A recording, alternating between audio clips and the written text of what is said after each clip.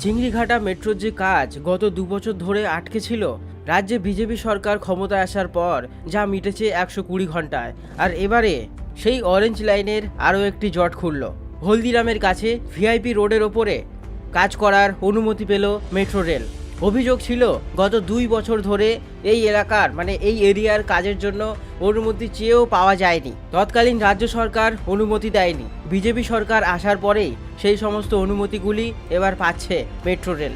RBNL সূত্রে খবর, rail Vikas Nigam limited একটি একমুখী রাস্তা তৈরি করছে।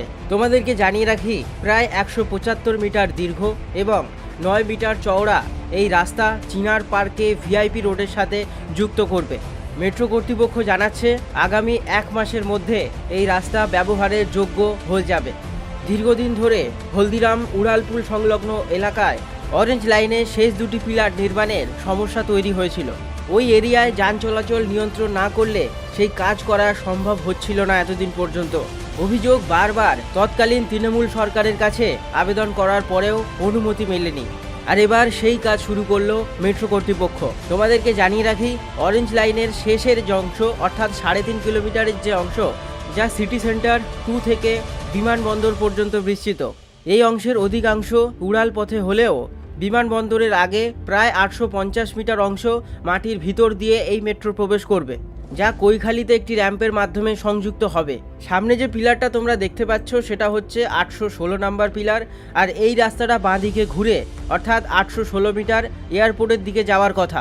তোমাদেরকে জানিয়ে রাখি, এই এরিয়াটা একটু কার্ভ এরিয়া রয়েছে শর্টের মধ্যে, সেই জন্য দুটো এরকম পিলার খুব গায়ে গায়ে রেখে মেট্রো কর্তারা চাইছে এখান থেকে বাঁকটা করানোর জন্য। তো এই যে দুটো পিলার একসাথে করে ওপর থেকে যে কার্ভটা নেওয়ার পরিকল্পনা করা হচ্ছিল, তার জন্য পরিকল্পনা ছিল ট্রাফিক ব্লক করে এই কাজ করা হবে।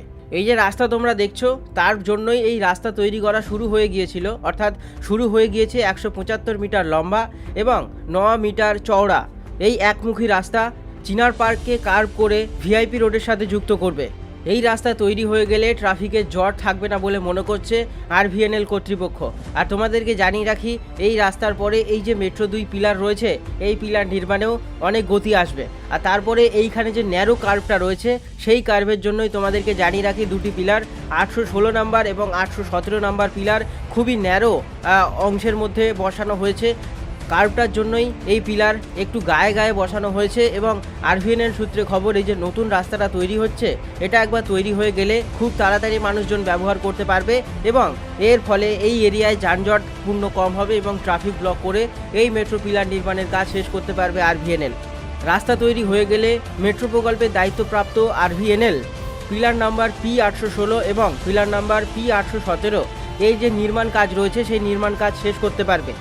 বর্তমানে তোমাদেরকে জানিয়ে রাখি, 2টি পিলারের একটি করে অংশ তৈরি হয়েছে।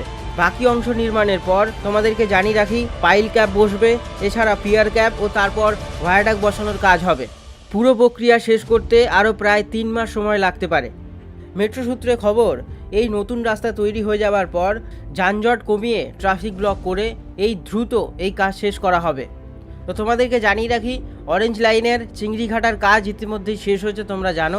তারপরে এই অংশ, অর্থাৎ এই হলদিরামের কাছে এই ফ্লাইওভারের পাশে মেট্রোর কার্ভের যে 2টি পিলার নির্মাণ হচ্ছিল, তা নিয়ে একটা জট ছিল, যা ইতিমধ্যেই কাটতে চলেছে, কেটে গিয়েছে। নতুন রাস্তা তৈরি হয়ে যাওয়ার পর ট্রাফিক ব্লক হওয়ার পর এই কাজ খুব দ্রুতই নির্মাণ শেষ হবে। তো তোমাদেরকে জানিয়ে রাখি, এই ধরনের আরও ইনফরমেশন রয়েছে, নেক্সট ভিডিওতে আসছে। অনেক জায়গায় এরকম মেট্রো থেকে পারমিশন চাওয়ার পরেও বিগত রাজ্য সরকার, অর্থাৎ তৎকালীন রাজ্য সরকার কোনো রকম অনুমতি দেয়নি। সেই অনুমতিগুলো এখন পাওয়া শুরু হয়েছে। মেট্রো প্রকল্পে অনেক গতিও এসেছে, তোমরা জানো, এবং খুব তাড়াতাড়ি বাদবাকি যে সমস্ত আনফিনিশড কাজগুলো রয়েছে, সেগুলি দ্রুত গতির সাথে মেট্রো কর্তারা সম্পূর্ণ করতে চাইছে।